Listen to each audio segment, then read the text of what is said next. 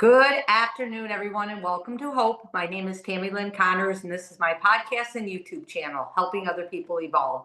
Today, I have the beautiful Carolyn on with me. Hi, Carolyn. Hi. How are you? I am good. How about yourself? I'm great, thank you. So, Carolyn's been a blessing in my life. She works out at the same gym that I did. I actually had on my Go Time Grind shirt today. And I was just telling somebody last night when we were chatting about, I just started doing some prison ministry and we were talking about, family, and family doesn't have to be blood. And somebody said, your work family. And they were saying all these families. And I'm like, or your gym family. Because Yes. that's Yes, what I feel like our gym is, our for family. sure. And Yes. that's how I met Carolyn, through the gym. I've watched her grow. I've watched you work out. I've watched you sweat. We cheer each other on, even though I live in Texas now. We're still like popping in the camera saying, hey, and keep going, you got this. So, and it's a blessing to have met you, and I can't wait for you to share your story with us. How's the weather in Toledo today? It's actually cooled down. Yeah. It's supposed to rain. There's an overcast and it's cloudy, but the Yeah. heat has subsided a little bit, so that's awesome. Yeah. I mean, I don't know how it is in Texas, but Well, we've been hot still, and today it was a cooler day. It was like 82, but it's supposed to jump back up into the 90s over the weekend. So, oh, but yeah, it's okay. when I lived there, I think it didn't rain for like 4 months or something. I was like, Oh, oh my God. Yes. yeah, yeah. This summer we had a lot of rain, which was good. People said Wow. we had more than normal, and we weren't as hot as normal either. So I told them, "You're welcome." Yeah, I was gonna say, look at I, what you Yeah, look what did. I did, right? Nobody had that kind of power. So, anyways, just to let everybody know, if you don't know what hope is, it is like my way to help other people, my way to show people that they don't struggle alone.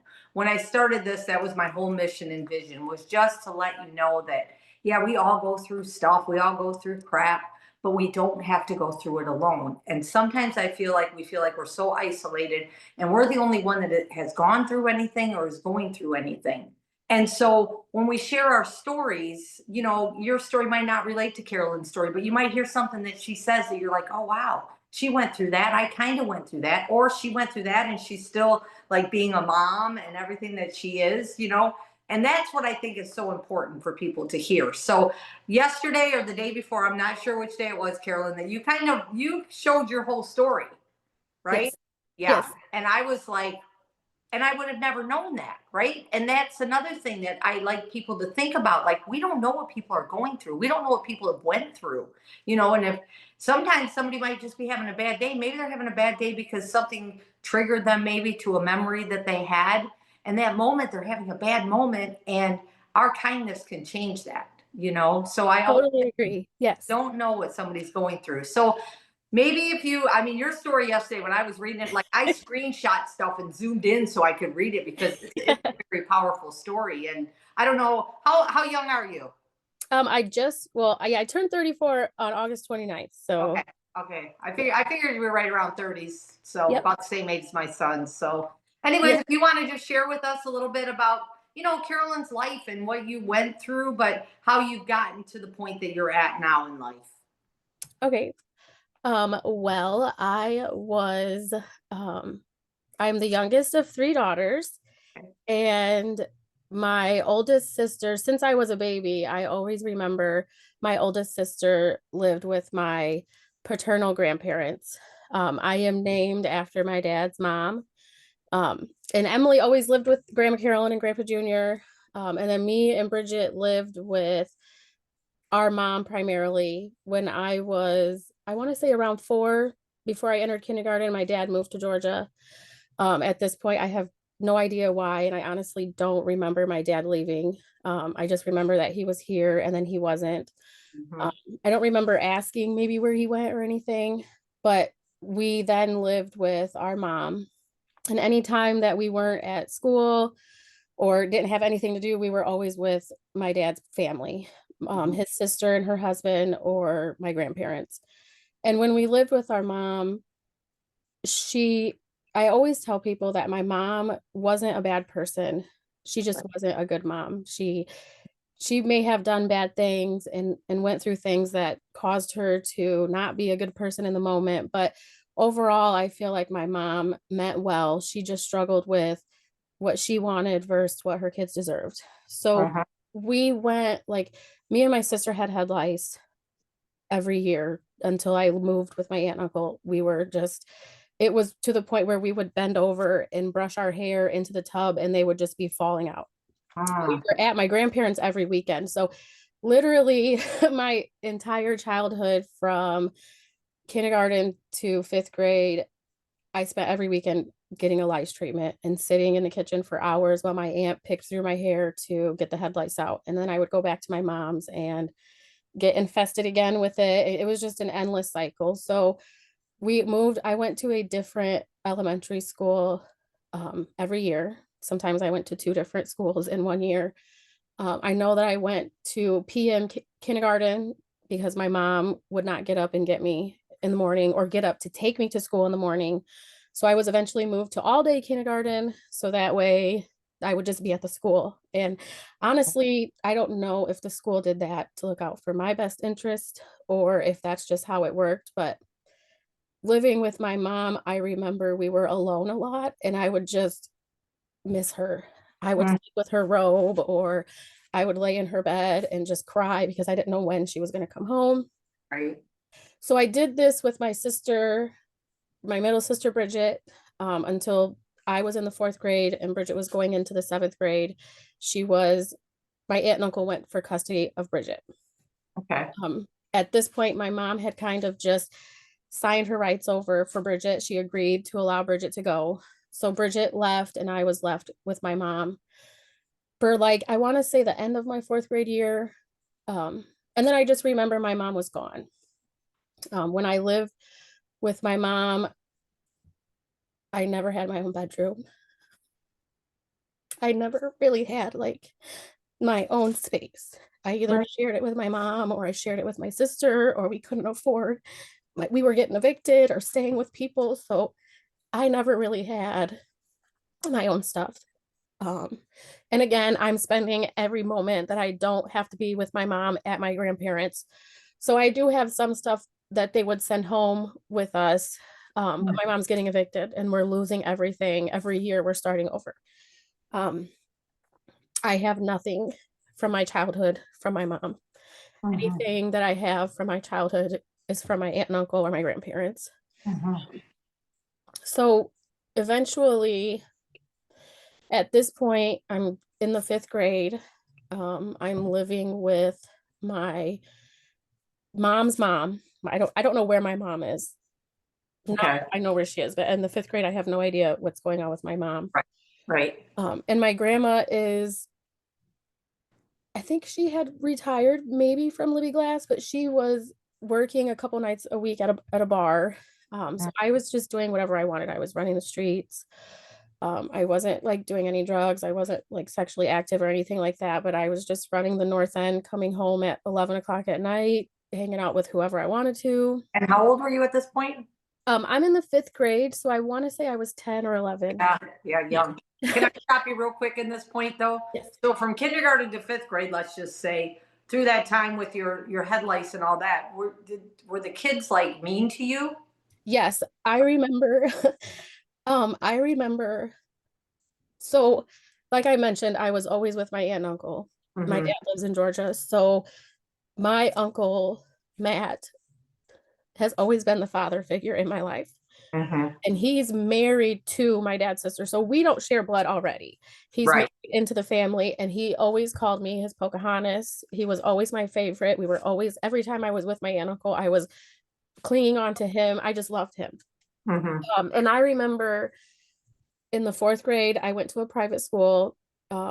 And my mom never paid. I don't honestly don't know how I ended that school year because my mom never paid my tuition. So I don't know what happened with that. But um I had missed so much school, and I remember a kid in the class, there was a bug crawling in my hair, and he was just like, "Oh my God," he made the hugest deal about it. And I was just so embarrassed. Like, I just remember thinking, like, can you please stop? Because he was my mom's friend's son. So we kind of knew each other outside of school. But to him, I mean, I totally understand a fourth grader, you're like, what is going on right now? There's a bug in your hair. Right. I'm like mortified, like, please stop pointing it out. Right. Right. And I remember I had to go almost every day down to get my hair checked. And I do have that was a year that I remember a lot of my friends' moms looked out for me. They were having, like, I joined the Girl Scouts and they had a big club meeting, and I had been kicked out of school for head lice.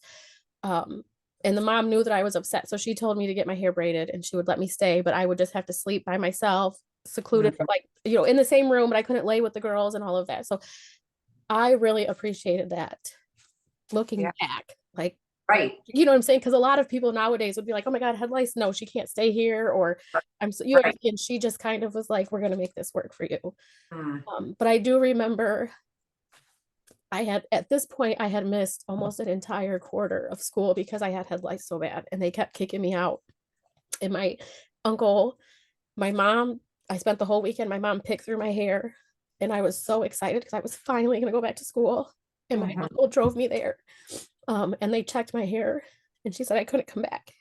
Mm. And I just remember crying the whole way home. And once I got older and talked about that with my parents, I just remember my uncle expressing how upset he was for that I'm in this position. So that was, oh God, I should have grabbed tissue. But that's something. You can go grab one if okay, you okay, yeah, go ahead. Go ahead. While you do that, I'll talk a little bit. So okay. So, listen to Carolyn's story so far, right? Like, we're only in the 5th grade, and how powerful is this? Like, to know what she's going through, but here she is talking to us, right? And if you can see back there, you see her pray and all that on her wall there. But these are the stories that I hope someone will hear, to know that, yeah, we've all gone through some stuff, right? But at the end of the day, there's always hope. And with her pray in the backyard, that background there, my story, my struggle, and my belief is in God 100%. He saved my life, and I'm sure that as we speak to Carolyn a little bit more, she's going to explain a little bit more about her relationship with God, and how God's gotten her through a lot of things. So anyways, I was just talking about your pray on the wall, and that. Oh yes, I love that. And I tell people, like, with my podcast, I always say, whatever your belief is your belief. Mine is God, and that's that, right? So yes, I love your process, and I have one to add. I do. Oh yeah, that's right. We did talk about that. Yes. So yeah. All right. Okay. So now you got tissues. I was talking about how just we're only in the 5th grade, and already, like, how powerful, to know the things that you've gone through, at the age of 10 at that point, right? Yes. And at this point, I didn't have an ongoing event where somebody was molesting me ongoing. But before, I would say by the time I was in 4th grade, I had 3 or 4, either my grandma's boyfriends or a friend of the family, that had touched me inappropriately. So I'm entering the 5th grade, and I'm living with my grandma, and her boyfriend. I just wake up one night and he's touching me. And I'm just completely frozen, and I don't know what to do. And I don't think I've ever told anybody this, but he was a guy that always had a lot of money on him. So I just remember I started stealing his money. I would take like $20 or $30 every morning before I went to school. But this went on for almost my entire 5th grade year.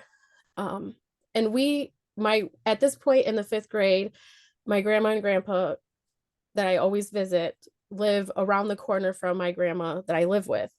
Okay. So I just remember one day, and I can't remember what started the fight or why I was just so enraged. But I remember telling my mom and my grandma, like, we'll tell him to stop touching me. If this is what we're getting to, then tell him to stop touching me. And they were probably taken back. They probably were like, what is going on? But I just remember that I was told that it wasn't true. And I just ran. I ran to my grandparents' house, and I told my grandma what was happening. And honestly, I don't remember if I was sent. I don't think my grandparents and my aunt and uncle sent me back there. I don't remember that. After that day, I honestly don't remember. The next thing I remember is, as always, I'm spending my entire summer with my aunt and uncle. And this summer, between 5th and 6th grade, my aunt decides that I'm going to have a bedroom at their house. And it's the first time that I'm like helping create my bedroom. I'm so excited. Right. Oh, yeah. I remember my mom, I had a white bed that was on the frame, and I had a headboard. I had a nice white dresser, and I had a white head nightstand, and it had like it looked like a fence on the side. It was so cute. And we stamped ladybugs all over the walls. It was just amazing. I felt like I was just the coolest person because I had my own bedroom.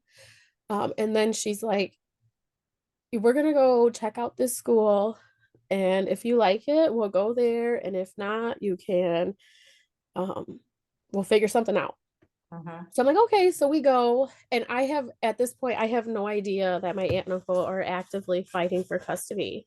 Okay. Mom, if I remember correctly, my mom is in Striker, and Now, real quick, Carolyn, did your mom have a drug or drinking problem?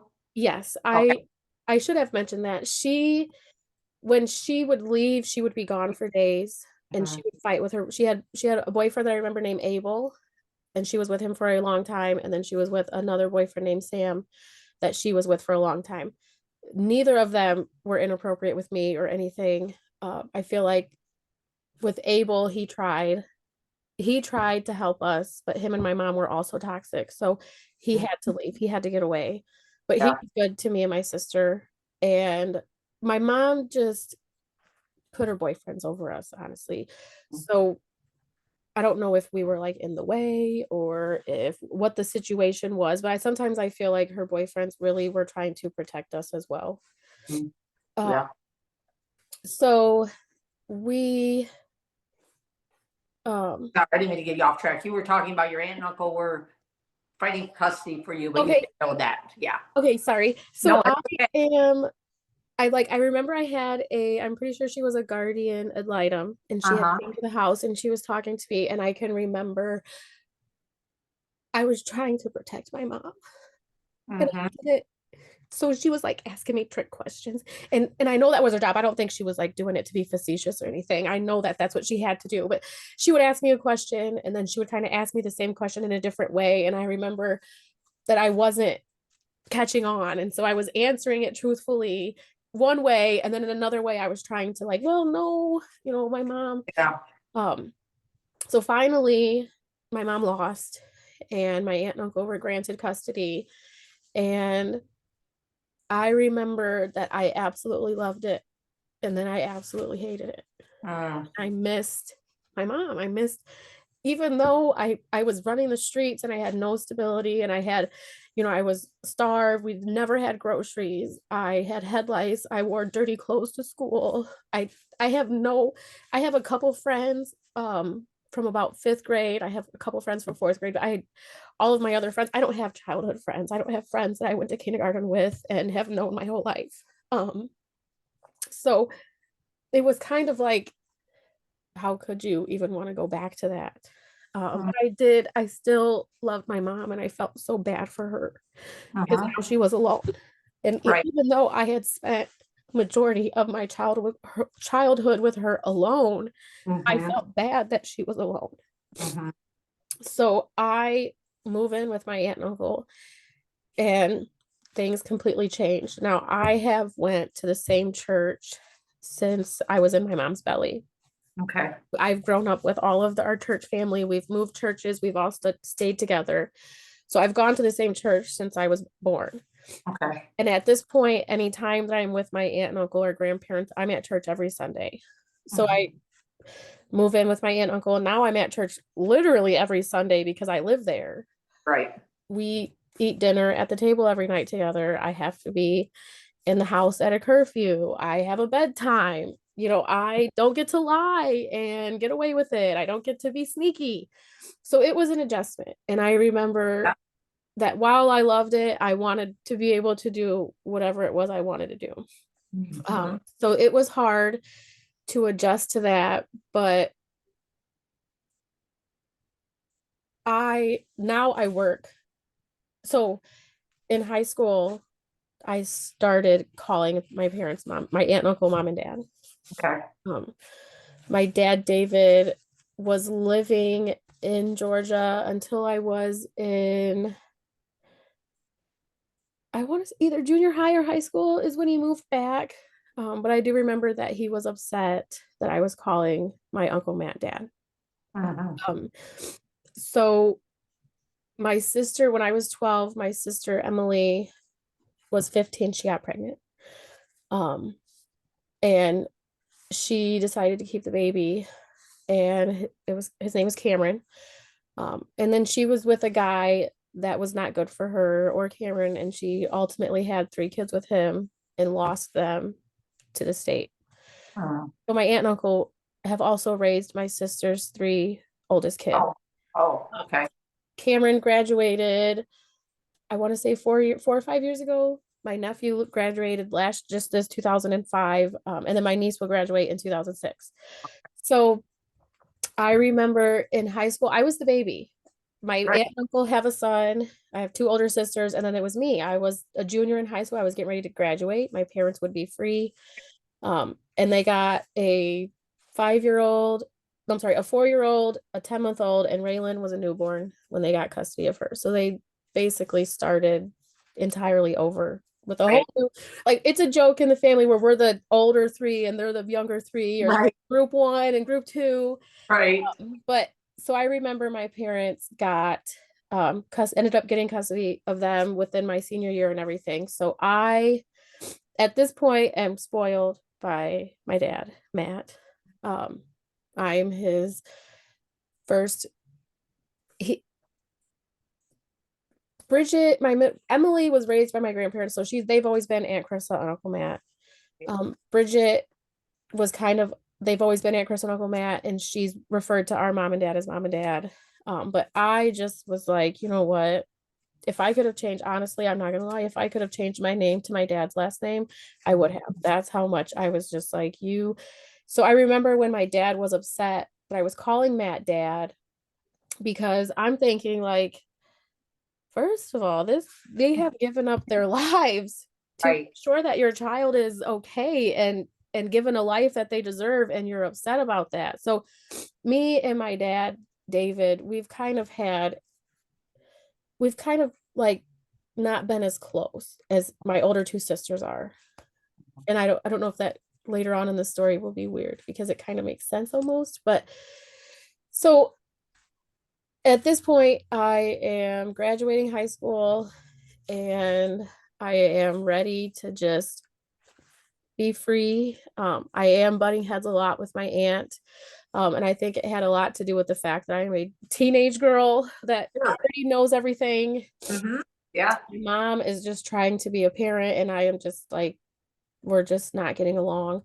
So I eventually move out. Now I did still have a relationship with my mom, my real mom, and Okay. my real dad. We're still in contact, but I don't know much of my mom's side of the family. I Okay. know maybe like 7 family members from my mom's side, Okay. maybe 10. But as in close, because I know a lot of cousins like names and stuff, but as far as having a relationship and being close, I know maybe 10. On my dad's side, I know my 2 aunts, all their kids were, it's just, I know everybody where that's who raised me. That's who I was raised with. Um, so I moved back in with Vicky, and she's dating a guy that is, Now, Vicky, that's your mom? oh, yes, I'm sorry. Vicky Oh, is my biological mom. okay. Yes. Okay. So Okay. I moved back in with her, Okay. and I'm working 2 jobs, and I decided not to go to college right away because I knew that I wasn't mentally prepared to commit to that. And so I didn't want to go to college and get all these bills and then drop out. And so I just decided not to go to college. So I'm working 2 jobs and I'm partying, drinking, smoking weed. I've never done any hardcore drugs or anything, but I'm drinking and smoking whenever I'm not at work. Just driving all over the east side, doing whatever.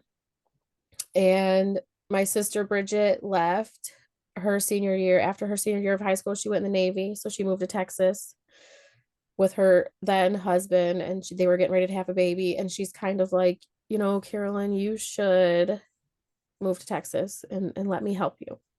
I could tell that you're not doing good, you're partying, you have no ambition in life, you're whatever. So I'm like, okay, I agree to it. I get to Texas. Of course, I'm like, this is the worst mistake I ever made in my life. like, what am I doing here? What is going on? Because now at this point, I don't have freedom. I don't, you know what I'm saying? I have to rely on my sister for everything. I don't have anything. Right. So my sister worked at a temp agency. So she got me a job at Coca-Cola and I was working at packing Powerade bottles. And my supervisor at the time, we start liking each other. He eventually, obviously, we get to know each other, and I'm 19 and he is 39. Hmm. We are working third shift. So, of course, when he's not at work, I'm thinking that he's just not at, like, we're not at work. So he's hanging out with me. But lo and behold, I find out after a couple of months of us being together or dating, I guess, that he's married. And of course, he's leaving his wife and the whole 9 yards. That's a whole nother podcast. Yes, yes, yes. So Yeah. I'm naive, I'm dumb, I'm 19. I think like, oh, okay, yeah, he's of course spoiling me. We get an apartment, and then one day I wake up like, what on God's green earth are you doing? Like, why? So I remember I packed what was sentimental to me in my suitcase and I left everything else. And I went to my sister's house. And he destroyed everything I owned and cut it all up and put it in my sister's backyard. Um, so I decided to fly back to Toledo, and I had made arrangements with my parents that I would stay with them. So I get in Toledo and I am 20. I just turned 20. It was September after I had just turned 20. And I'm here for 2 weeks and I start telling my sister-in-law. So I call my cousin, who is my aunt and uncle's son. Obviously, they're my parents. Their son has been my brother. So I call him my brother. So my sister-in-law at the time, I just remember telling her she's doing her hair and I'm standing behind her in the mirror and I'm looking at her and I'm like, I think I might be pregnant. Like, we should probably get a pregnancy test. So we had plans to go to the zoo and we went. And then I remember on the way home, because I have nothing, I have no job or nothing. And it's my brother, my sister-in-law was a stay-at-home mom. So my brother was supporting them. So we didn't have extra money to just blow on a pregnancy test. So we went to the Dollar Tree and I bought a dollar pregnancy test. And it came back positive, and we were both like, what are we going to do? Mm. So I spent a week trying to have an abortion. I remember I called a couple people that I thought would help me, kind of told them what was going on. I honestly thought that I could have this abortion and I would just walk away from it and be free. I wouldn't think about it anymore. So finally I sat down with my brother and I told him, like, I'm pregnant and I want to have, and I don't know if you've seen the movie. I think it's called Knocked Up, but they call it a schmishmortion because they don't want to say abortion. Okay. So my brother's like, you want to have a schmishmortion? And I'm just like, what? Like, okay, yeah. So Yeah. he kind of, and I really owe this whole decision with my daughter to my brother, because he kind of just said, I'm going to love you no matter what you decide. Right. But you have to think about what you've been through and what our family has been through. And if you cannot have this baby, then I think that you should at least give it a shot and consider placing it for adoption. Because there's people out there that would love a baby. Right. So I thought about it. I called around to a couple places, and the only place that called me back was Catholic Charities of Toledo. And I would spend 9 months hiding from everybody. I didn't want anybody to know. Right. So I lived in my parents' basement and I didn't work. I drove my dad's van to any appointment or anywhere I needed to go, but I hid from everybody. And a part of the reason that I hid was because I didn't want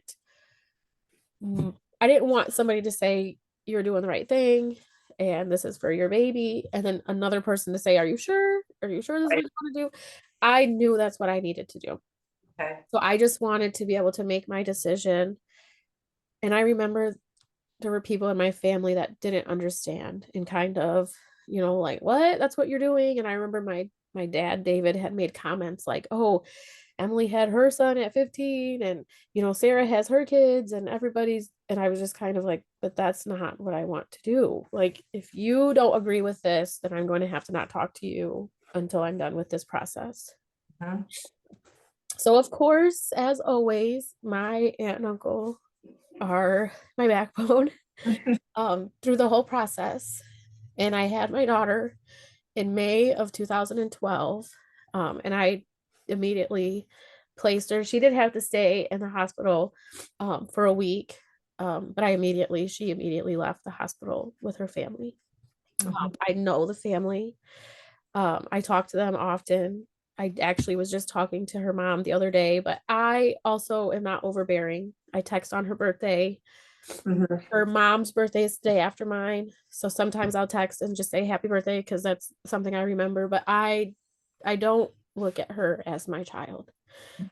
She's my daughter. She's always going to be, I know there's an adoption quote and I don't know it exactly, but it's something like a part of me that will never be her and a part of her that will never be me. So I try to let them do what's needed. But I remember that my uncle picked me up from the hospital and I got in the car and I said I was so stupid and that I just had made the worst mistake. Your uncle said that? So I'm saying this to Oh, him. you're saying that. Okay. Yes, I'm just breaking down how stupid I am for making this decision. And he had told me that. He had like never been more proud of me Mhm. in any moment than he was for the decision that I had made. And I remember I got home and I cried to my aunt. Um, and I just said, like, I didn't understand why God was doing this to me. I didn't understand why God would give me this baby and allow me to place it. And my mom, she really said, like, that God did not do this to you. Mhm. You did this to you. Correct. God helped you through this. So you Mhm. can't blame God.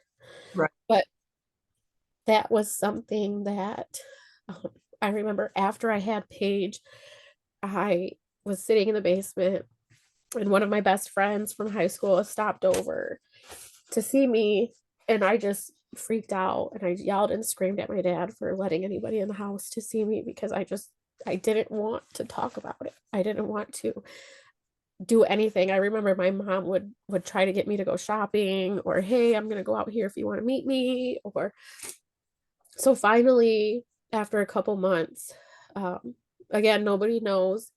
There's a story. I have a YouTube video called Carolyn's Story that was made through Catholic Charities of Toledo and a video guy, Nick Amarine. I don't know if you Oh, know. yeah.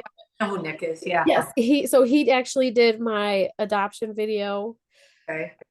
So we did have a premiere for that at the Funny Bone, and that's when I finally let everybody know that I had had a daughter and I Mhm. placed her for adoption. And I just remember like being flooded with support and love and Yeah. people just saying like, oh my God, you never had to hide yourself, you never had to be ashamed, you never like, I just can't believe that you did this.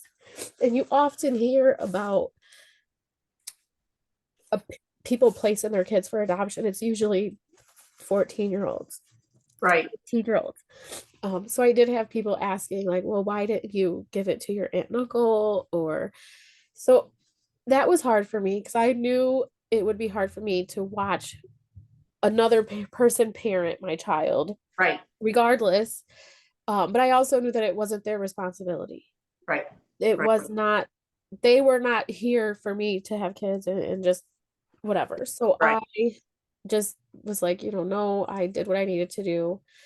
Her dad refused to sign his rights over. So I did have to, I had to wait 30 days after I had her. She did leave the hospital with her parents and all of that, but I wasn't technically allowed to sign my rights over until his time expired. Because if I had signed my rights over and he knew that, he could say Oh, he wanted her and it's all void. I have no rights. I can't stop it. So the okay. lady at Catholic Charities, thank God, was like, you're not signing until he does.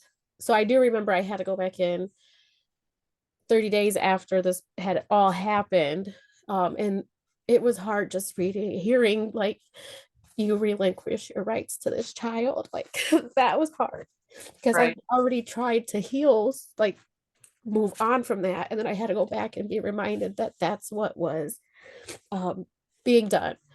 But I spent a lot of time during my pregnancy and even after going out to several counties in Ohio and speaking to birth moms and speaking to um, parents that wanted to adopt and just telling them like, you know, my mom wasn't a good mom. She wasn't a bad person.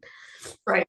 My sister, I love my sister with all of my heart and I adore her. She's not a bad person at all. She just had struggles and you know what I'm saying?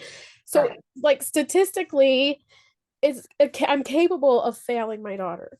I don't have a job. I don't have a car. I live in my parents' basement. I'm not prepared for this. It's selfish of me to keep her when I know that I can't do it. I know that there's a possibility that I could fail. Um, so that was just something that I try to remind myself. Like you're doing the right thing. This is to me. I mean, a lot of people have their beliefs and their feelings, but I truly felt like I was just giving a gift to somebody. Well, and I want to stop right there because, excuse me, I agree with what you did and your decision. As you said, you know, like even so, me being an alcoholic, right? I wasn't the best mom. I was so I was a very functioning alcoholic, but I still worked 70, 80 hours a week. So I Yep. wasn't with my son. He was always with his grandparents, right? Yep. And for you to do what you did for your daughter, basically that's what you did. You did it for your daughter. You didn't do it for selfishness for you. You did Right. it because you wanted to make sure that your daughter had a better life. And I believe that, you know, because there's a lot of things with foster care too, because you don't know, you know, where they're going to go and how they're going Yes. to be treated. But as you are blessed, and I 100% know this, that you know who she's with, you know, Yes. and what a blessing that is for you. But also for you to get out there and talk to other people about that. That is, Carolyn, that's amazing because you were young at that time doing that.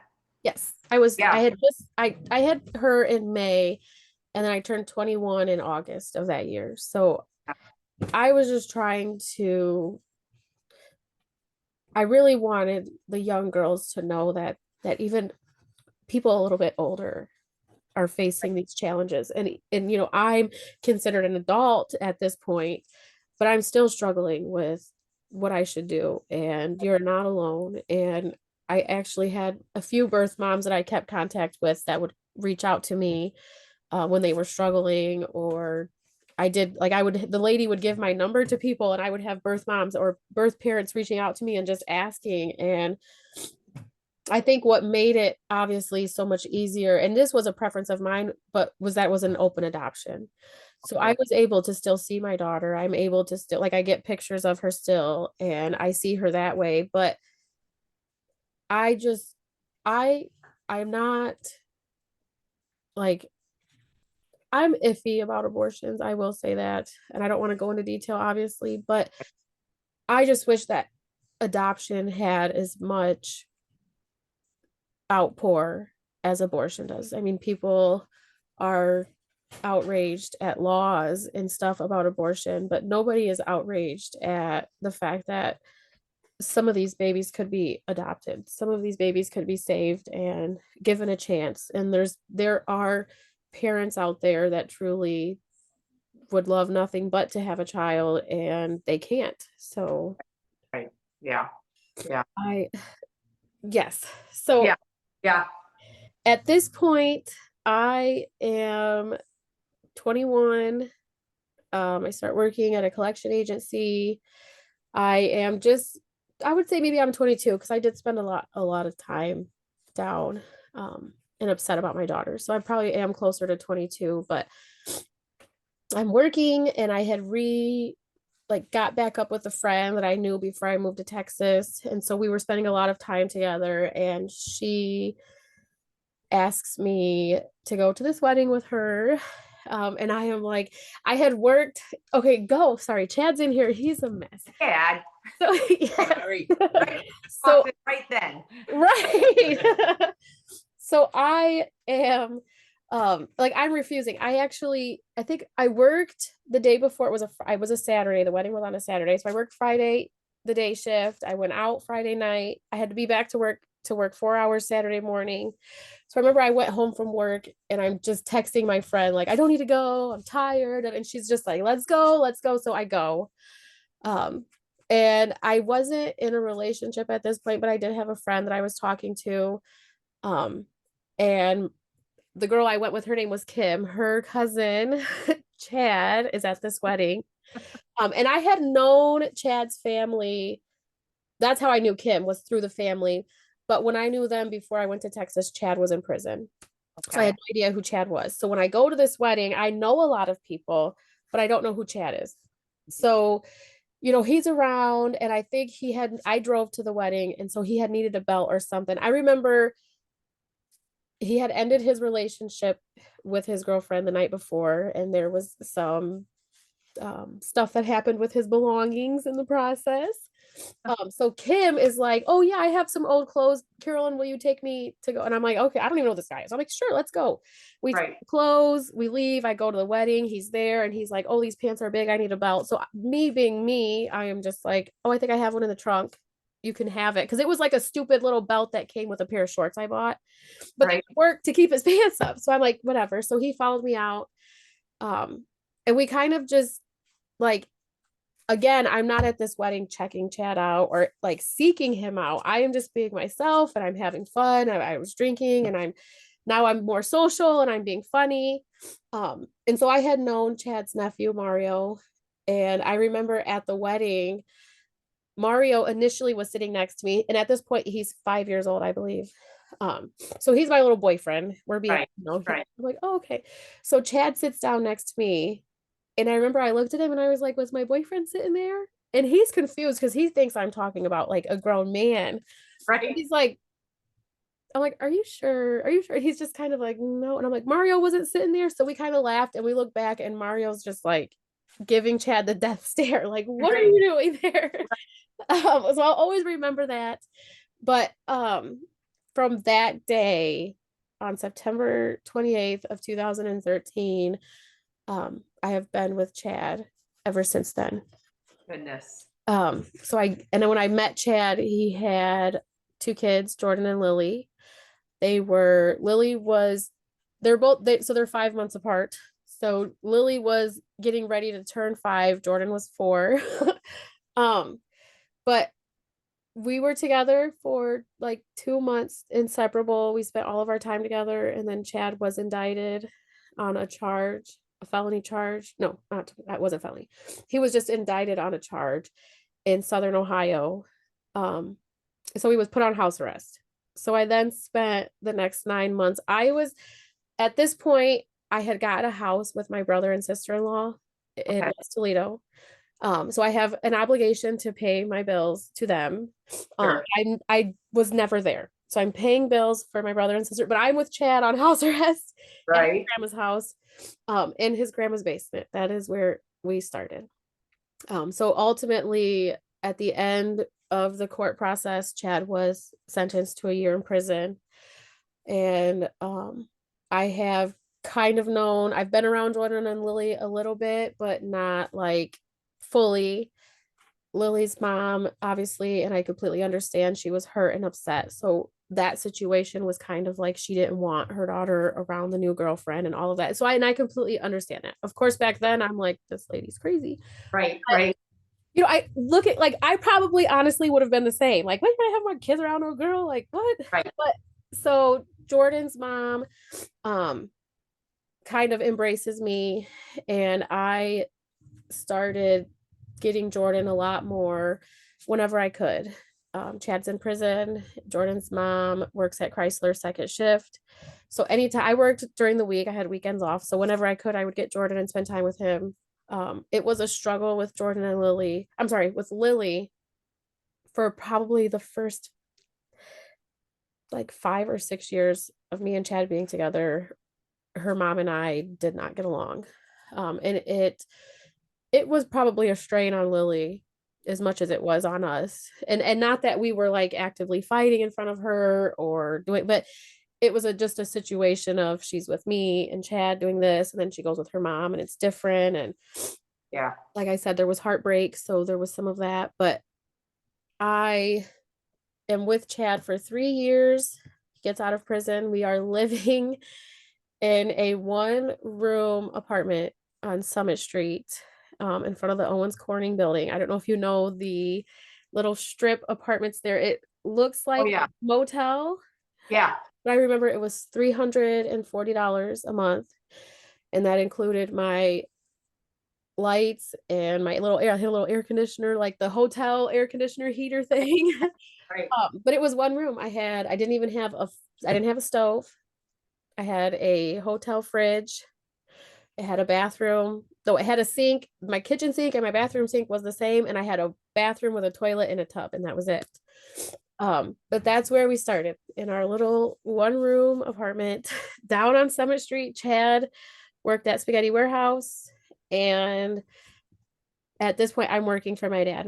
My uncle dad, he owns a semi diesel tractor trailer repair shop in North Toledo. So I'm working with him. So I get pregnant with mine and Chad's oldest, baby Chad, in 2015. And I have him in March of 2016. And then in October of 2016, I found out that I was pregnant with identical twins. So by May of 2017, I have a 14-month-old and newborn twins. Ooh. And at this point, we are Are now you living in the 1 bedroom? no. Oh, Yeah, okay. yes.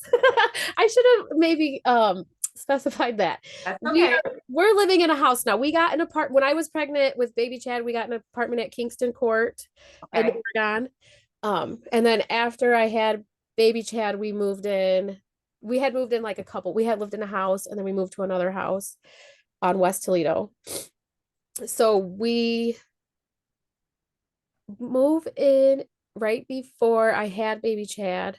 We move into the house in West Toledo, and then we spend our time there. I have the twins, and in September of 2017, the twins are 4 months. Chad's 18 months old, and big Chad is offered a job working in Fort Wayne, Indiana, Oh, and he's gonna make good money. So ultimately, we decide that I will stay in Toledo with the kids, and Chad is going to move to Indiana and work.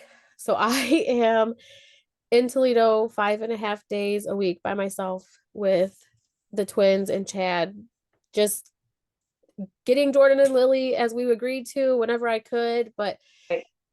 I'm ultimately a single parent taking care Right. of 3 babies. I think we did the math, and we probably changed like 20,000 diapers or something Oh, at this point. Yes. So Chad moves, and at this point in my life, my sister Bridget still lives in Texas. My sister Emily is living in Toledo. After her situation with her 3 kids, she did have 2 kids after that, but by different men. So she has those 2 daughters. But she's in Toledo. All of the family is in Toledo. My dad is living in Toledo. He moved back from Georgia.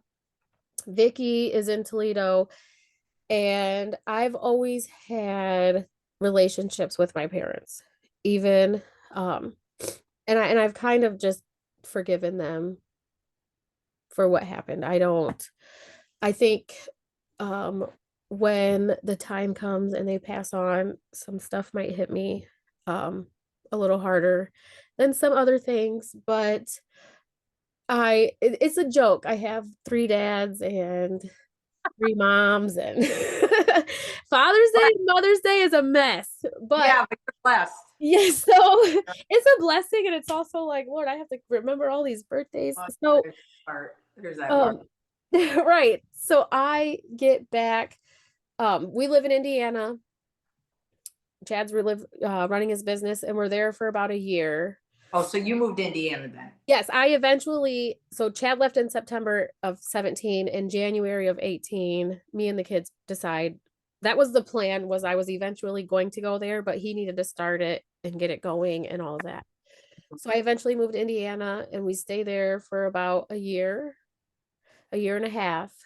And my dad that I work for with the semi shop, he kind of says, me and Chad are struggling. I'll start there. Um, I am a stay-at-home mom with 3 babies and I am drowning. Um, and Chad is the sole provider. So he's the only one working and he's running a business. So he's drowning. Um, and we were kind of just not having a good time. So Right. my dad and I talked to my dad about everything. Any minor inconvenience in my life, I run to my dad. So Mhm. I don't remember honestly if I had expressed this to my dad that Chad and I are not doing good, or maybe he sensed it off Facebook because I'm sure I was posting things that weren't direct but were And- subtle. Right. So he just kind of says, "Hey, I am going to be retiring soon, and I would love to pass this business to you and Brandon, my brother.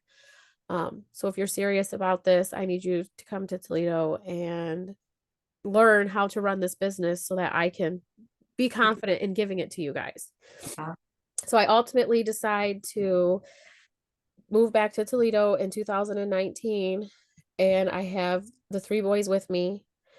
And the separation did help Chad and I because we eventually worked through it, and realized that life was just lifing a little too much for us at the time. So, You have a lot going on. yes. Somebody put that into perspective. Like when you think about it, you got 3 babies at home that you're taking care of full time, which people, anybody that says stay at home mom, that's not a stay at home mom, that's a full time job, period. Yes. Yes. Yes. And having Chad have his own business that's, like you said, he's drowning in it. It's not really flourishing like he needs it to be. So he's Yes. stressed at that. You're stressed at home. I can imagine that your relationship could have easily been done then, Yes. you And know? and we came to the decision that I would move back to Toledo, and it wasn't like, oh, this is going to work for us. It was more like we're leaving, we're separating. I'm going to stay in Indiana. And so we did that for, I would say, maybe 6 months. And finally I would ultimately start driving from Toledo to Indiana almost daily, because I wanted to learn the business. And that is something my dad's worked at this same company since 1991, Okay. and he took ownership in the early 2000s.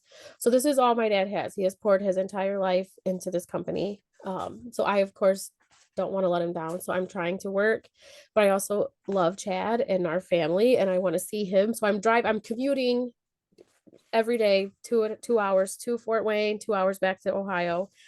Um, so then Chad's business, obviously, it goes down. We were putting out more than we were getting in, and ultimately, Chad's like, I just need to let this rest. So Mhm. we moved back to Toledo. Or he moves back to Toledo. Sorry, I was already here.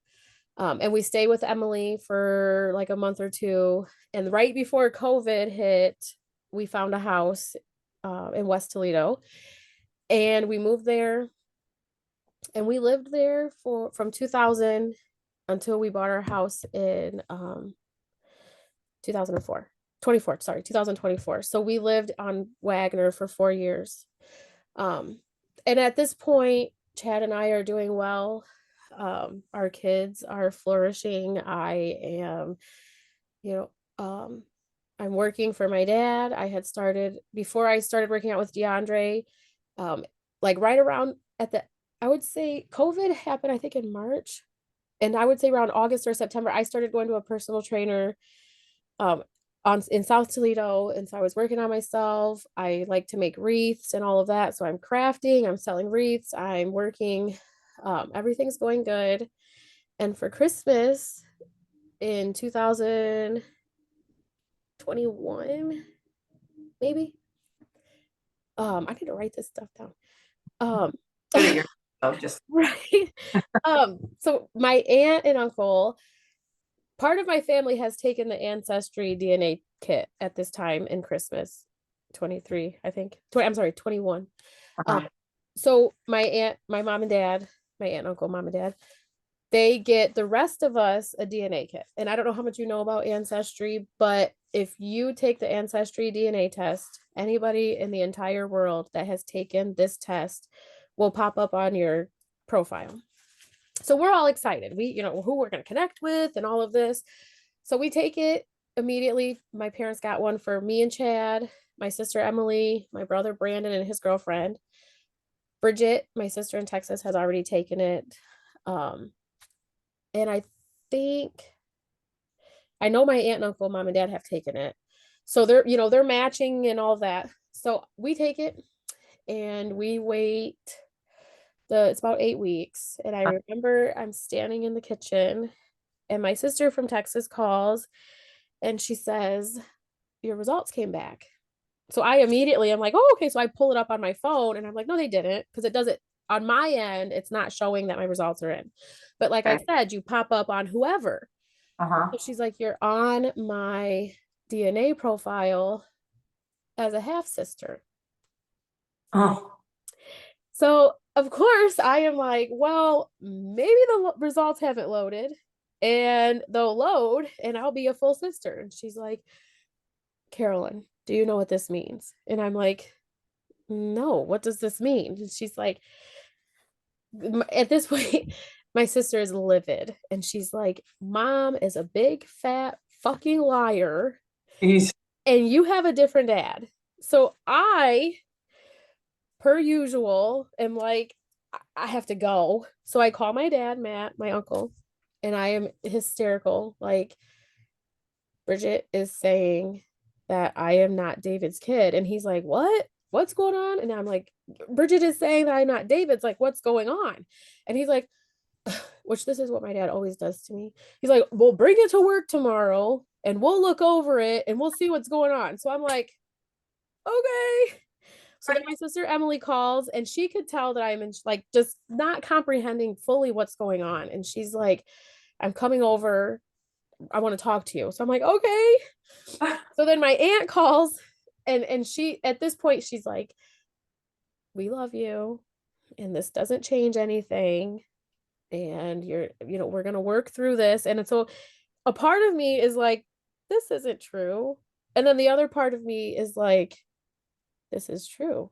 Like, you're I hate to say it this way, but I just remember thinking like your entire life is a lie. Yeah. Every person in my family that I love is not on my DNA profile. Ooh. I don't know anybody besides my two sisters and my dad. So I just remember I think I'm 29 at this point, and I am sitting on the front porch with Chad and my sister, and I am just like, when does it end? When do I have to stop going through these things that I have to learn? You know what I'm saying? When do I stop? When do I get a break? Right. And of course, everybody in the family is reaching out.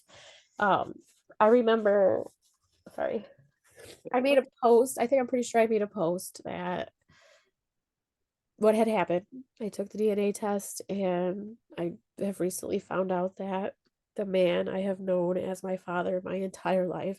And this wasn't something like growing up, there were hints, or I didn't take this test with even 1 ounce of feeling like something could be different. Right. I took this test with anticipation that my grandparents would pop up, my aunt and uncle, all of my cousins that I know and love are going to be on here. We're going to be connected. I can see how much DNA we share and all of this. So I don't look at my DNA profile. I stopped. I undownloaded it because it is hard to look at that. Because I remember when my grandpa died, there was a picture of me and him sitting next to each other. And I remember when we were in the moment when he passed and we were looking at pictures, I remember thinking, oh my God, I look just like Grandpa Bill right here. And then I remember just growing up and thinking like, oh, I got my nail shape for my grandma. Again, I'm named after her. I'm Carolyn, and my dad, David's mom's name is Carolyn. So this wasn't something that I was expecting to turn out any other way. So So, real quick, I just have to ask you, did your dad know this? it was my real dad, like my biological Your dad, biological? he had no idea. No. So what happened was I got the results and I spent a week of probably just like, I remember sitting in my dad's office and I was just crying because I just couldn't understand, like, one, how this could happen, but two, just like I said, all of the things that I would think about that I got from my family, I did not get from my family. And I'm a firm believer that you grow and you, because I have heard on multiple occasions how much my stepchildren look like me. And Mhm. obviously, we don't share any DNA, but I do believe that you grow on somebody and you can start to have mannerisms or carry yourself the way somebody else does. But I just was like, this isn't like, what am I going to do? I remember thinking about being rejected by my, like, if I found out who my dad was, what if he was like, you're 34. What's the point of doing this now? Mhm. I remember being scared that maybe he had died, or that I would never find him. So there is an organization called Search Angels, and you they kind of have different processes, but for free, you can send them your information and at their leisure, they will look into it. So this is something that could take 4 to 6 months to get a response on. So I'm like, Okay. okay, I'll sign up for that. Um, my mom knew. I remember the day that I found out my sister called my mom, the one that was irate, and like went off on my mom. And I remember my sisters asking me why I wasn't angry at my parents. Um, more so my mom, obviously, because she would have known more than my dad. Right. But my mom, when she had me, she was 23. So at this point in her life, she's 22. Her and my dad are drug abusers and they're married and they're toxic to each other. She has two daughters already. My mom moved to Toledo when she was a teenager and didn't know any English. Um, so she's at this point, she's only been in Toledo for like I'm sorry, yeah, 7 years or so. But I just remember like thinking, I don't know what I would be doing at 22, getting a divorce, um, trying to start life over. I have two daughters. I didn't have my son until I was 26. And even then, I mean, my sisters are Irish twins, kind of, I think. Or they're just really close. Like Emily's 38 and Bridget's 37, I think. God. Well, and also you have to remember too, I mean, in that aspect, I don't mean to interrupt, but your mom was also, like you said, a drug addict and an alcoholic, right? And split relationship. How many people split up in a relationship and immediately rebound anyways, right? Yep. So, Yes. And so they were separated. I almost positive this wasn't a situation where my mom was like sleeping around on my dad when they were separated. They had agreed to separate. She had got with Keith and they dated for a couple months. and I'm guessing your real dad. Yes, Yeah. yes. So she had got with Keith. So and I remember the day that it happened, she called me and she's like that this is not because Bridget, my sister, was almost making it sound like my mom was a prostitute and sleeping around and didn't know we weren't ever going to find out who my dad was. But my mom called me and she's like, first of all, I'm so sorry. Mm-hmm. But if you are not David's daughter, I know that you are Keith's daughter. And she's like, I don't know. I can't remember his last name. All I remember is that they worked at a Corvette shop on Alexis Road. I forget the name. She told me All American or American Yeah. something. Down on Alexis and Whiteford. Yes, yes, Yeah. yes. So they worked, that's where my mom had met him. They Okay. worked together. Okay. So my mom, she told me his name was Keith and that they worked together. So of course I'm now on a rampage. I am trying to figure out who this guy is. So I Mhm. sign up for Search Angels. I do it for free. And my sister Bridget is like, absolutely not. You're paid because if I paid, I would be assigned a Search Angel and they would instantly start working on my case. Okay. But Bridget in Texas is like, absolutely not. I'm sending you the money. You're gonna sign up. We need answers. So I did. And I remember had emailed the lady and spoke with her that day. And by noon, I think I had given her access because I had to give her access to my DNA profile through Ancestry. Right. Well, around noon, I think we had finished up and she had just said, like, I'll let you know, whatever. And around 5 p.m. that same day, she emailed me and said, I think I know who it is. So at this point, I'm like, well, it has to be something because she's going through my DNA. Like, if this isn't just like her Google searching somebody, Right. there has to be a connection. So I get his information. I'm Googling him everywhere. I'm Facebooking a whole bunch of people. I remember I reached out to a guy, and this is the guy that really sealed it. It is my aunt's, either, I don't know if she's married. I really don't know if she's married or they're not married, but it's her husband's brother. Okay. So I reach out and I'm telling him, and he's like, I don't know, this sounds like you might have the right guy, but Keith is this, he's a good guy, whatever. So the last thing I said was, because Keith had taken my mom on the French River in Canada. His parents owned a cabin.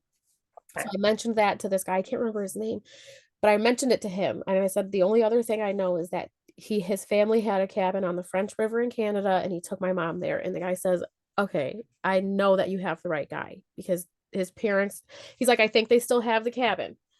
So I find out where he works. And once again, I called twice, and both times I called, he was working, but he wasn't in the office.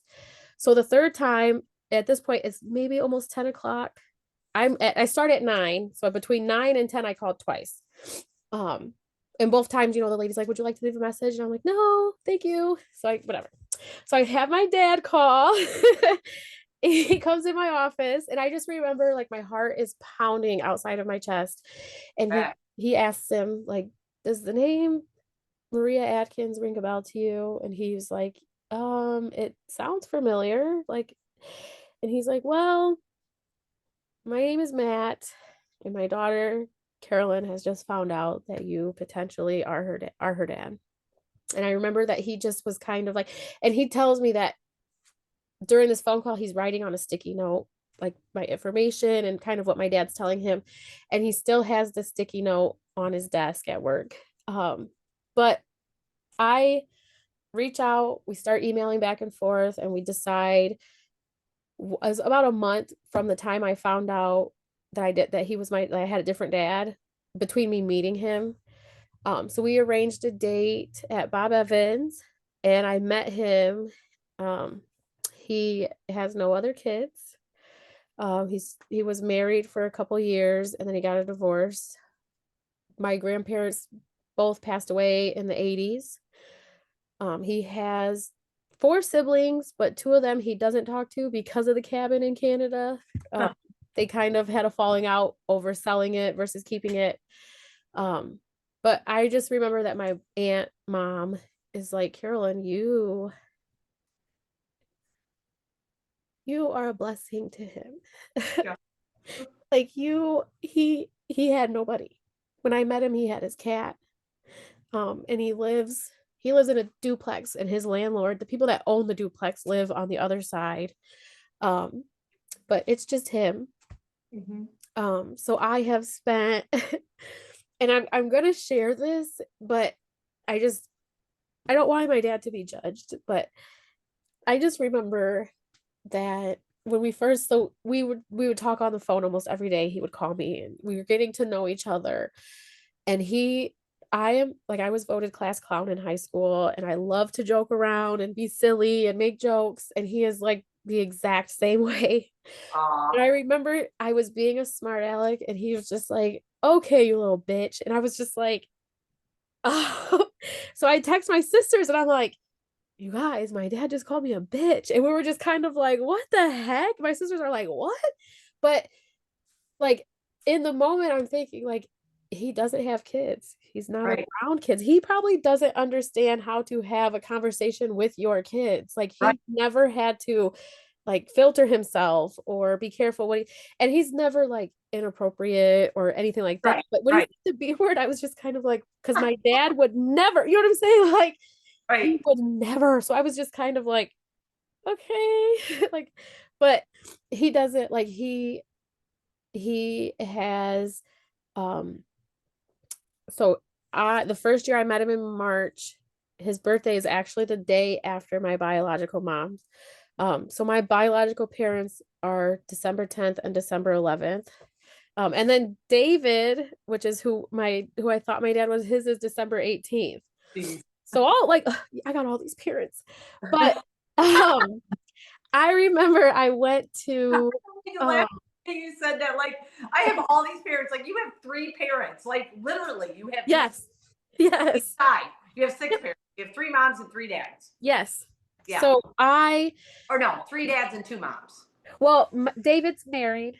And Oh, yeah. he's been with Janet since I was since I was like 2 or 3. So that's all, you know, my 3 moms. Yeah. But I surprised my dad at work.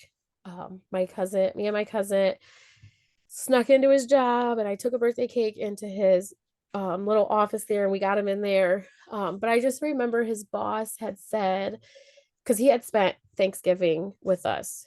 So it was probably 2 or 3 weeks after Thanksgiving. We're now celebrating his birthday. And his boss was just so happy for him. And he's just saying that, like, around Thanksgiving time, how happy Keith was because he was going to his daughter's house. Because I remember asking him, like, what do you do for the holidays? And he's like, well, I usually just get a chicken breast at Myers, and I'll make a baked potato or some stuffing. And I'm like, so you spend your holidays by yourself at your house? And he's like, yeah, that's what I do. So now I host all of the holidays for him. And it really is just me and Chad and Jordan and Lily and the 3 boys and my dad. But I obviously was not lacking in the father department. So I agree 100% that I was exactly like I don't have anger with anybody because it worked out exactly the way that God has intended it to. Yeah. And something that I try to remind myself and raise my kids by is, you know, I am not upset at what I had to go through, because I would not be the mom that I am to my kids if I didn't know what it was like to sit at home at 2 o'clock in the morning wondering where your mom was. I would not, I mean, honestly, I don't even go out to the bars and stuff because it's unfair to my kids to, one, I just remember I was always away. I was always dropped off at somebody's house because my mom was out partying. And then I remember I was always up by myself because my mom had a hangover or was on a binge, and we didn't know what was going on. So I tried to let my kids know that just because, like, I have every opportunity, I feel like I have every opportunity to say, well, I was failed. Like, you know what I'm saying? I have every reason, not every reason, but I feel like it would be easier for me to say I was failed, so I'm failing you, than it is to say I never ever want you to experience that. So when we bought our house, well, let me go back a little bit. In January of 2024, I put on Facebook that at this point, I think I am like 2 years, I had stopped going to my personal trainer. So I'm like 2 years out, and I have completely let myself go. So I'm on Facebook, like, I need somebody who is going to come to the front door with a megaphone and tell me to get my big butt up. Let's go. And my sister Emily. I do. So she comments DeAndre. This is in January. And DeAndre and I talk, and I'm dragging my feet. So in May of 24, I start working out at the gym. And that has honestly been a blessing to me and my kids. DeAndre and his family are some of the best people I think I've ever met. And I will tell you this, and I feel like this is what brought me closer to DeAndre in a sense, but I'm sitting at the gym one day and I'm telling him about my adoption, and I'm telling him that my daughter lives close to Toledo. Um, so we get to talking and he's like, "Does her grandparents own a big barn?" I'm like, "Yeah, they live in Liberty Center." I'm like, "Yeah." So long story short, I'm standing in the gym and DeAndre pulls up a picture of my daughter, a video, and he's training my daughter at her grandparents' house. And I am just like, what are the odds? Right. What are the odds that I have no idea who you are and you have no idea who I am, but we have this connection. And I remember he searched and he called his friend and he wanted this video so bad so he could show me. And I just remember standing in the gym like, there's no other reason besides God Besides God. that this is happening right now. Mhm. So I have been at the gym obviously since then. Um, but now me and Chad we bought a house in Point Place. And my kids, which this is probably something that's so silly to people because a lot of people are like, yeah, your kids go to the same school. Um, but something that I always wanted for my kids was to just be somewhere and to have friends that they could grow up and say, yeah, we have went to school together since elementary.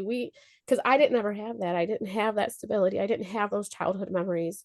Um, so the boys now go to the school that I went to when my aunt and uncle adopted me when I was in the 6th grade.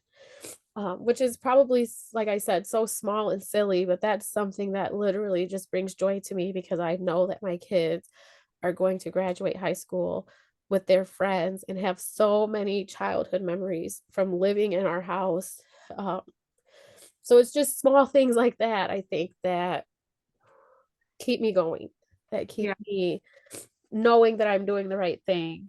Because I do feel like there were moments in my life where I could have broke or use those excuses to be I could be like, well, I'm not okay because I was molested. I'm not okay because my mom abandoned me. I'm not okay, or I'm crappy because, and I do 100% believe that there are two types of people in the world. Um, there's a type that is, I suffered, so why shouldn't they? Yeah. And I think there's another type that is, I suffered, so you don't have to. Mm. Um, and I do think that people either look at it one of either ways. Either my life sucks, so everybody else's should, Yep. or this was hard for me. Let me help you to make it easier on you. Mhm.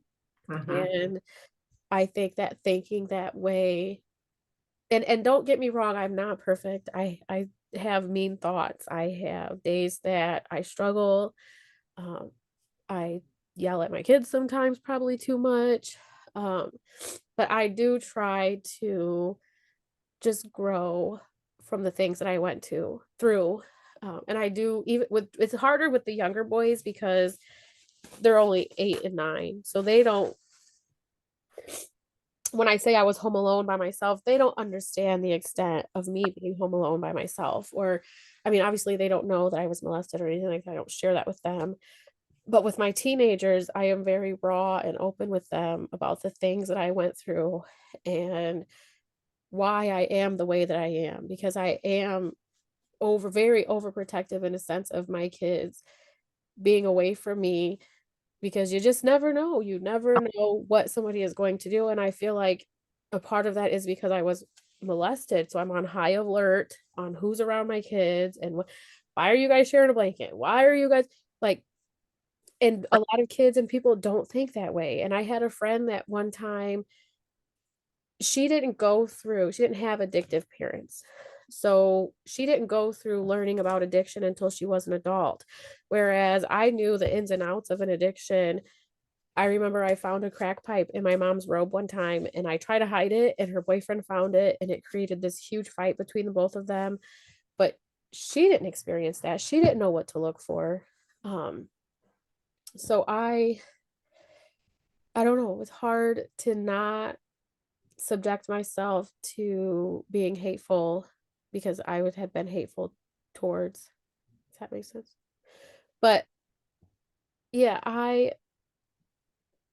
Well, I think a big thing that you said that's been heavy on my heart for the last, I don't know, month, I guess, since I started this prison ministry, because we have victims come in and share their stories with the prisoners, with the inmates, and to hear stories, but then to hear the forgiveness, and you hear that forgiveness, and you talked about forgiveness, and so forgiveness for some reason has been just in my whole realm all the last 4 weeks I've been doing this prison. Well, this was my week 5, so for 4 weeks, we've had victims come in and speak and talk about the forgiveness. And so I've heard it 2 different ways. Like one was like, so if we don't forgive, it's like we're putting poison in us, expecting them to get sick, right? yes, Because yes, this doesn't mean that you have to walk up to that person and say, I forgive you for everything, right? But in our own heart, we have to forgive. And the gentleman that shared last night, his son was killed in a drinking and driving accident, hit head on, and the driver of the other car died too. And the drunk driver. And somebody said to him one time, like, well, have you forgiven him? And he's like, well, how am I going to forgive him? He's gone. yeah. I have to forgive him. You have to, yes, And that was it, but he had to do it in his own heart. And a young kid that I met a couple weeks ago when I was in Arizona, he actually was in a foster home that was very, very brutal foster home, but he said something about forgiveness too. And he was a diesel mechanic. He's like, it's just like putting radiator fluid down my throat and expecting to yes, get sick from it. And so that forgiveness, I think, and that makes you a better person. And because you don't look at you I don't look at like people that have harmed me in my life. Now I forgive them because for one thing, they were addicts, they were alcoholics, they were raised like that, they didn't know yep, anything. I mean, they did, but they didn't at the yeah, same time. Mentally, they had some, but I have to forgive those people for what they did. yep, Even if they never hear me say I forgive you, because 3/4 of them are gone too, but in my yes, heart, yep, and nowadays, when sometimes, you look at somebody, you're like, oh, but then I gotta be like, man, I don't know what they're going through. yes.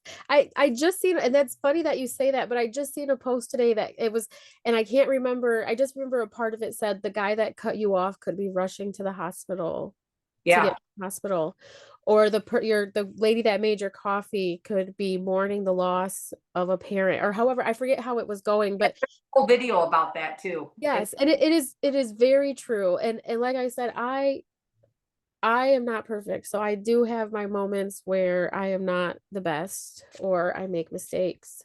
But I do try to, one, remind myself of where I am.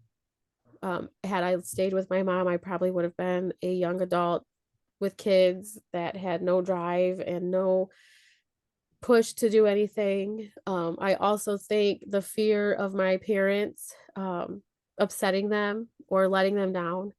Because if I think about it, my parents have raised 7 kids, um, one of which was only their obligation. So I Mhm. could just imagine the amount of money and time uh, Yeah.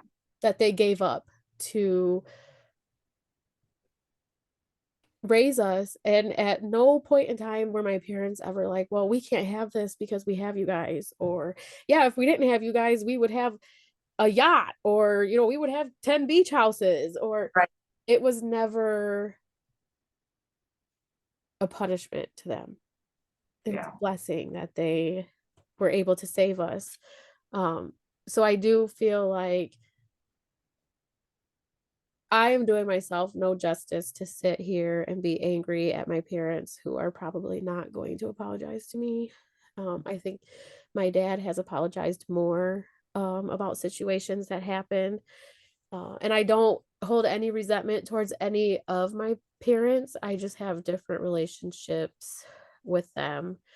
Um, and I mean, I guess to a sense, I feel bad sometimes, but then I'm also like, I was a child. I didn't you didn't put have me in this position to even want or have other parents or be, you know what I'm saying? So I just try to um forgive, and I'm going through um kind of a situation with my stepson, where I do need to work on forgiveness with his family. So I'm glad that you said that, because that does bring awareness to myself that there's other aspects I can work on forgiveness with. So I just think that it's silly to be mad or upset with them for something that one I mean, finding out that I had a new dad, it hurt at 30, but that was something that happened 30 years ago. So to sit here right, and be angry about that's not going to change. It's not like right, me being angry, my mom's going to go back and make the right choices. right, So, right. like, I guess I would be angry for no reason, but a lot of times I feel like when people hear about people overcoming things, it has to do with addictions or um, drugs, being in prison or stuff like that. And a lot of people that I meet that don't know everything I went through to be the person that I am today, they're just like, wow, I would have had no idea. But it's because I'm not mean to other people, because that's what I was dealt. I try to just share love and show people that just because you are given a crappy hand at life doesn't mean that you need to give life a crappy hand. Ah, And I good. just hope that one day when my kids are older, they just think about all the things that I could have chosen or ways that I could have been because of what I dealt with. I mean, I could have sat here and said, well, I don't know how to be a good mom. Right, right. I mean, thankfully in my life, I had the best of both worlds. I had the complete worst for a child, and then I was given the complete best with love and nourishment. And I don't know where I would be without my aunt and uncle. Like, Right. my grandparents helped out a lot, but my aunt and uncle, um, I literally do anything for them, because Mhm. that is the ultimate sacrifice to just because it's not, I mean, I'm 34 and I'm still at my mom's house trying to take stuff and what are you getting rid of so I can have it? So it wasn't just like I turned 18 and they were free. Right. You know, this is a commitment that they're still holding strong to. And they I could go on and on about them. They're Yeah. absolutely amazing. Yeah. I can't wait to meet them someday. Yes, yes. I Yes. would love that. You'll have to come to church with me and Emily when you're in town, because my Okay. parents and Emily, they all, like I said, we all go to the same church. Be awesome. All Yes. right. Well, Carolyn, I know that you were nervous about this and Yes. you getting on here. What a blessing. What a blessing you are. You're a light. Every time I see you at the gym, and now it's FaceTime at the gym, but you're always smiling and you're always encouraging other people. And we're always sweating and hating Yes. the time, not really hating him, but you know what I mean. Yeah, yes, it's a love-hate relationship Okay. for sure, because Say we're dying. yes, I'm like, do you like what about this? Yeah. So, but I do appreciate you getting on here. Is there any last little thing you want to say to anybody, or just kind of wrap it up? No, I just appreciate you um kind of seeing um you kind like you said, you've seen the video and it kind of just I'm sure people are watching it and are just like, oh my God. But I just thank you for seeing that and just asking me to be a part of this and share my story just to try to help other people, because that's really um, all that I aim for, is for somebody to realize that they're not alone, like you said. And just because you're struggling doesn't mean, or even if you make bad decisions, it doesn't mean that you're necessarily a bad person or that you should live in those bad decisions forever. um, there's still hope Oh, to have better, to be yeah. better, and to that's hilarious, Tam, because my daughter, her middle name is Hope. Her name is Paige Hope. So Yep. look at God. This is Look just at God. so good all the time. Right. Yes. This is just crazy to me. But yes, I thank you a lot for doing this. Thank you for sharing your story. And everybody, I just want to thank you so much for tuning in to Hope. We're on Apple, Spotify, iHeartRadio, Audible, YouTube. Share, like, comment. Carolyn's story, I'm sure, is going to inspire so many people, and I can't wait for y'all to hear it. And you guys all have a fantastic night. And Carolyn, once again, thank you so much, and you have a blessed night, okay? You too. Thank you. Thank you. Bye. Bye. Sorry.